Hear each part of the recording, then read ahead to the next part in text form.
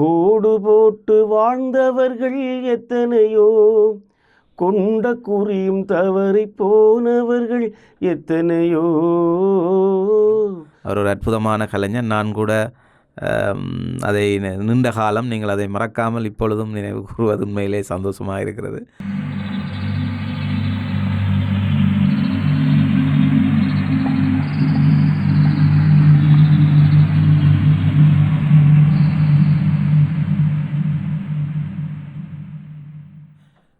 வணக்கம் கலைத்தரிசனம் அன்பு சொந்தங்களே. இன்று கலைத்தரிசனம் ஊடாக மிக பெரும் ஒரு கலைஞனை அழைத்து வந்திருக்கின்றோம். அவரை உங்களுக்கு எல்லோருக்கும் நன்கு அறிமுகமானவர். கிளிநொச்சி மண்ணிலே தற்பொழுது பல்வேறு கலை துறைகளிலே பல்வேறு பணிகளை செய்து கொண்டிருக்கின்றார். நம் தமிழ் என்கின்ற ஒரு தொலைக்காட்சி நிறுவனராக இருக்கின்றார். அதைவிட நிகழ்ச்சி தொகுப்பாளராக இருக்கின்றார். அதைவிட ஒரு இசைக்குழுவை வைத்து நடத்தி கொண்டிருக்கின்றார். நாடக நடிகன், இப்படி பல துறைகளிலே அவர் தன்னை வளர்த்து கொண்டிருக்கின்ற ஒருவரை அழைத்து வந்திருக்கிறோம். அவரிடமே நாங்கள் அவரை பற்றிய முழுமையான விஷயங்களை கேட்டறிந்து கொள்வோம். வணக்கம் சாந்தன் அவர்களே. அன்பு நிறைந்த வணக்கம். கலைத்தமிழ் ஜூட் பலத்தில் சொந்தங்களே, உலகம் முழுவதும் பறந்து வாழுகின்ற அன்பு தமிழ் சொந்தங்கள், நிகழ்ச்சிகளை பல்வகையாக வழங்கக்கூடிய இந்த நிகழ்ச்சிகளை பார்த்து வருகின்றீர்கள். அந்த வகையில் நான் கிளிநொச்சி பகுதியை சார்ந்தவன். முல்லை மாவட்டத்தில் நடைபெற்ற ஒரு நிகழ்ச்சி தொகுப்புக்காக வந்த இடத்திலே எங்களுடைய கலைத்தரசனும் யூடியூப் தளத்தினுடைய அந்த குடும்பத்தை சந்தித்திருப்பதிலே மகிழ்ச்சி. அந்த வகையில் ஒரு காணொலி பதிவின் வழியாக உங்களை சந்திக்கின்றேன். மிக மிக அற்புதமாக இருக்கிறது உங்களுடைய நிகழ்ச்சி. அந்த தொகுப்பிலே விளங்குகிறது. நீங்கள் ஒரு நிகழ்ச்சி தொகுப்பாளர் என்று அந்தளவுக்கு அற்புதமாக இருக்கிறது. வாழ்த்துக்கள். உங்களுடைய கலைத்துறை, நான் நினைக்கின்றேன் இந்த வன்னி மண் முழுவதிலும் நீங்கள் பல்வேறு கலை நிகழ்ச்சிகளும் நிகழ்ச்சி தொகுப்புகளையும் செய்து வந்திருக்கிறீர்கள். அண்மை காலங்களிலும் சரி, இப்போதும் சரி, தொடர்ச்சியாக செய்து கொண்டிருக்கிறீர்கள். இப்பொழுதெல்லாம் உங்களுடைய இந்த கலைக்கு இந்த மக்கள் எவ்வாறான அங்கீகாரம் இருக்கிறது, அதை எப்படி அவர்கள் ஏற்றுக்கொள்கிறார்கள், இந்த காலம் எப்படி ஓடுகிறது என்பதை பற்றி இன்று இந்த மக்களுக்கு நீங்கள் கூற முடியுமா? கண்டிப்பாக. கலையும் கலை விழுமியங்களும் கலைக்கான கௌரவங்களும் வாழ்ந்த காலம். இப்பொழுது உங்களுக்கு தெரியும், இந்த கிறிஸ்துக்கு பின் கிறிஸ்துக்கு முன் என்று சொல்வது போல எங்களுக்கென கௌரவங்கள் வழங்கப்பட்ட காலங்கள் முன்பும் பின்புமாக முன்பு இருந்தது என்கின்ற அடிப்படையில் நாங்கள் சில விஷயங்களை பகிர்ந்தாக வேண்டும். அதாவது இந்த 2009ஆம் ஆண்டுக்கு முதல் கலைஞர்களுக்கான அங்கீகாரங்கள், கௌரவங்கள், உயர்ச்சியான வளர்ச்சியை நோக்கி பயணங்களுக்கான வலுச்சேர்க்கல், இப்படி பல வகையான ஊக்கப்படுத்தல்கள் இருந்தன. ஆனால் இப்பொழுதெல்லாம் தொழில்முறை கலைஞர்களாக காசுக்காக ஒவ்வொரு படைப்புகளை படைக்க வேண்டிய தேவைக்குள் கலைஞர்கள் கட்டாயமாக தள்ளப்பட்டிருக்கூடிய சூழலை யாரும் எவரும் எப்படியும் செய்து பிழைத்து விட வேண்டும் என்பதுதான் கலைஞர்களுடைய நோக்கமாக இருக்கிறது. ஆனால் பண்பாடுகளை தழுவியதாகவோ அல்லது எங்களுடைய பாரம்பரியங்களை தழுவியதாகவோ எங்களுடைய விழுமியங்களை காக்கக்கூடிய அளவிலே இப்பொழுது இருக்கக்கூடிய படைப்புகள் இல்லை.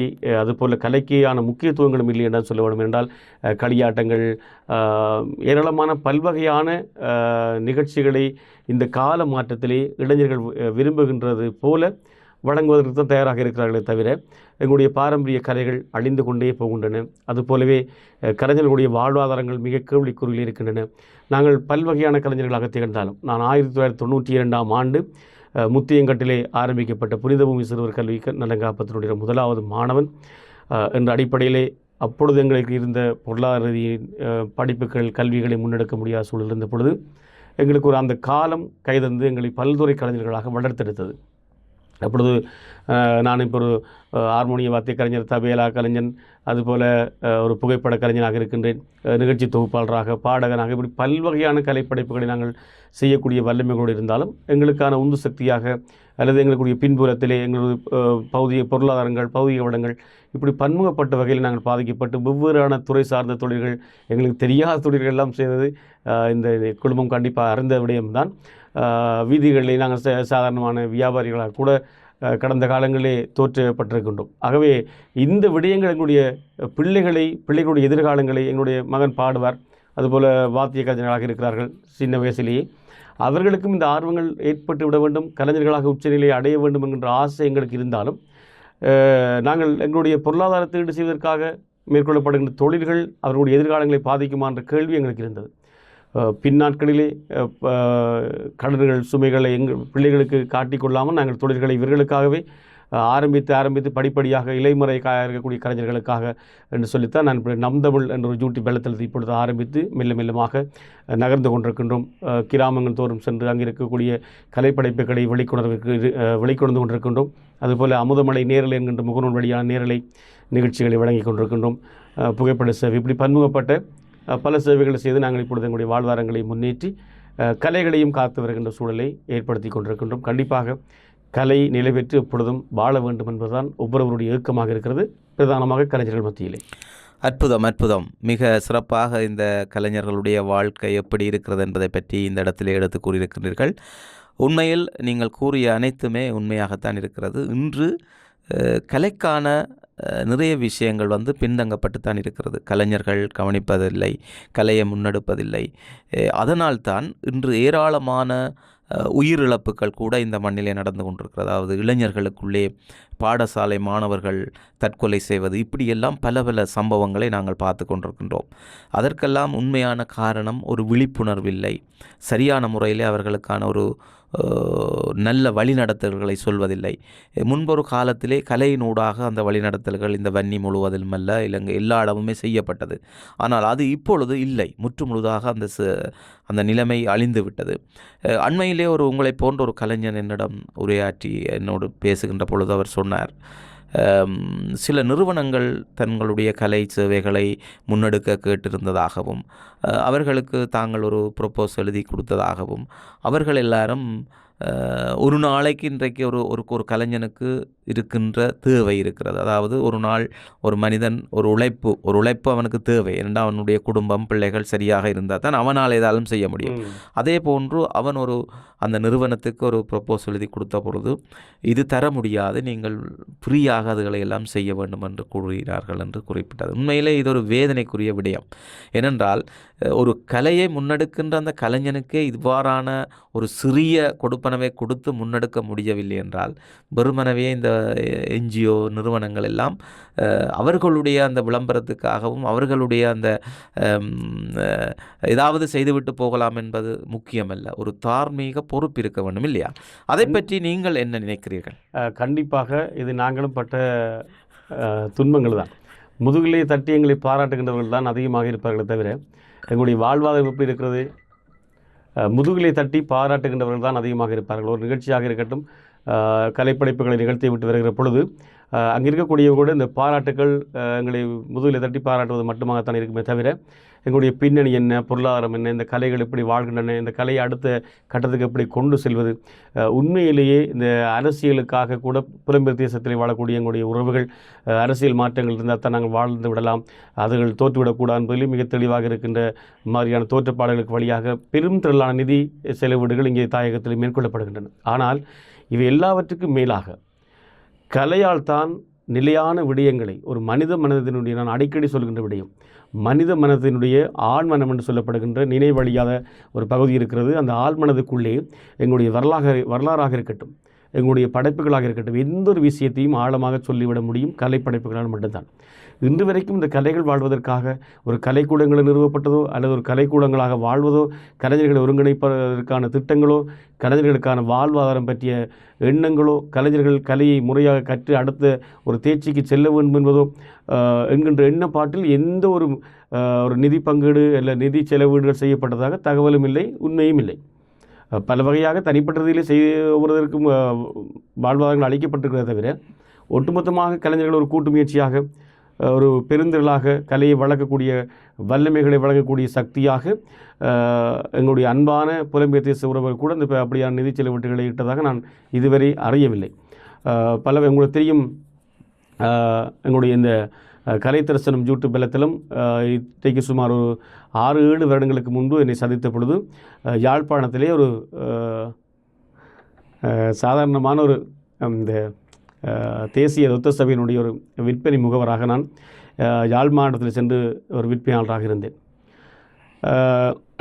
அங்கே வியாபாரம் நடப்பது என்பது மிக கடினமான ஒரு, எனக்கு அறிமுகம் இல்லாத ஒரு இடம். புதுதாக நான் வேலைக்கு பணியமர்த்தப்பட்டிருந்த ஒருவன். கிளிநொச்சி மாவட்டத்திலிருந்து யாழ்ப்பாணம் பஸ்ஸுக்கு போக்குவரத்துக்கே எனக்கு அந்த போதாது இருந்தது. அந்த வருமானம் 400-500 தான் டிக்கெட் விற்க முடியும். அதனுடைய லாபம் எங்களுக்கு தரக்கூடிய அந்த கமிஷன். அப்பொழுது இந்த குழுமம் என்னை சந்தித்து முதலாக ஒரு தபேலா வாத்தியத்தை வாங்கி தந்திருந்தார்கள். அதற்கு பிறகு அந்த தபேலா வாத்தியத்தை வைத்துக்கொண்டு நான் பல வகையான எங்களுடைய குடும்பத்தினுடைய பசியை போக்கியிருக்கின்றேன். வாழ்வாதாரங்கள் அப்படி உயர்ச்சி பெற்றிருக்கின்றன. அப்படியான மனிதர்களும் இருந்தார்கள். அமரத்துவம் அடைந்து விட்ட திலகேசன் அவர்கள். உண்மையில் இந்த நேரத்திலே நாங்கள் அவரை குறிப்பிட முடியும். அவர் ஒரு அற்புதமான கலைஞர். நான் கூட அதை நீண்ட காலம் நீங்கள் அதை மறக்காமல் இப்பொழுதும் நினைவு கூறுவது உண்மையிலே சந்தோஷமாக இருக்கிறது. அவர் ஒரு அற்புதமான கலைஞர். அவரை போன்ற கலைஞர்கள் இருக்கும் பொழுது ஓரளவுக்கு கலைக்கான சேவைகளும் நடந்தது.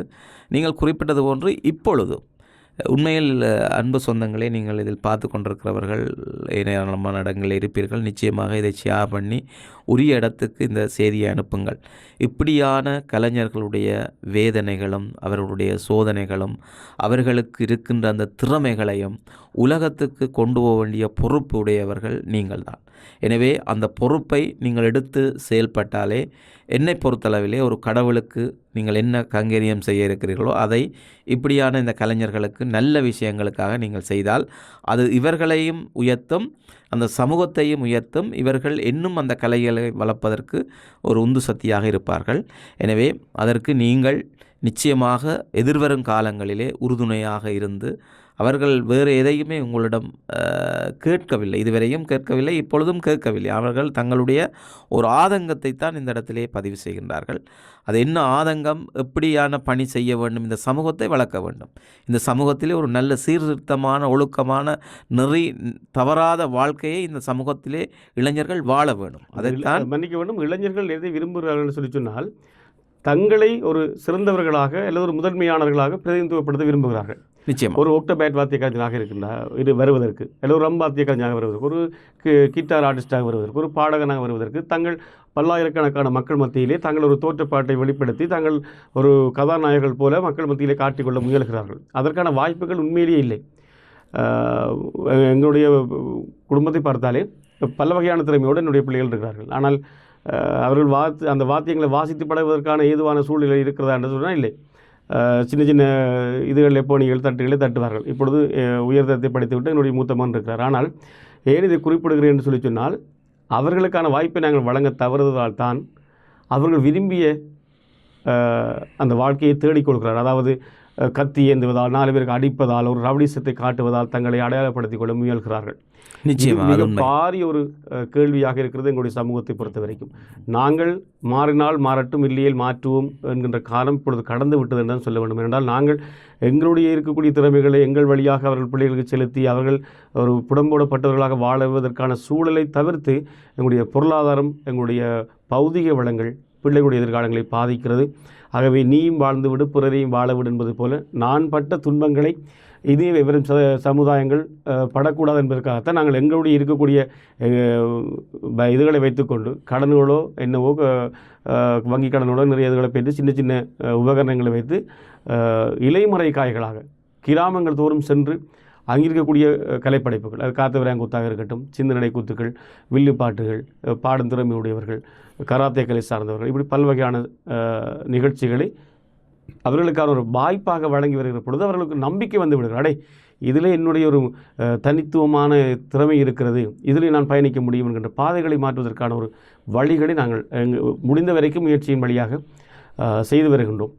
தொடர்ந்து வரும் காலங்களிலே இன்னும் அதிகமான தேவைகளோடும் கடன் சுமையோடும் நாங்கள் பயணிக்கின்ற வகையிலே இதை இலகுபடுத்தி எங்களுடைய தாயக கலைஞர்களும் ஒரு காலத்திலே வாழ்ந்தவர்கள், கலைஞர்களாக வாழ்ந்தவர்கள் இன்றும் கலைஞர்களாக தொடர்ந்தும் வாழ்ந்து இன்னொரு சமுதாயத்தை உருவாக்க வேண்டும் என்பதற்காக பலர் முன்வர வேண்டும். சரியான நிதி திட்டமிடல்கள், நிதி செலவீடுகள் இடம்பெறுவது பொருந்தத்தக்கது என்பதும் என்னுடைய ஒரு தகவலாக இது பகிர்ந்து கொள்கிறேன்.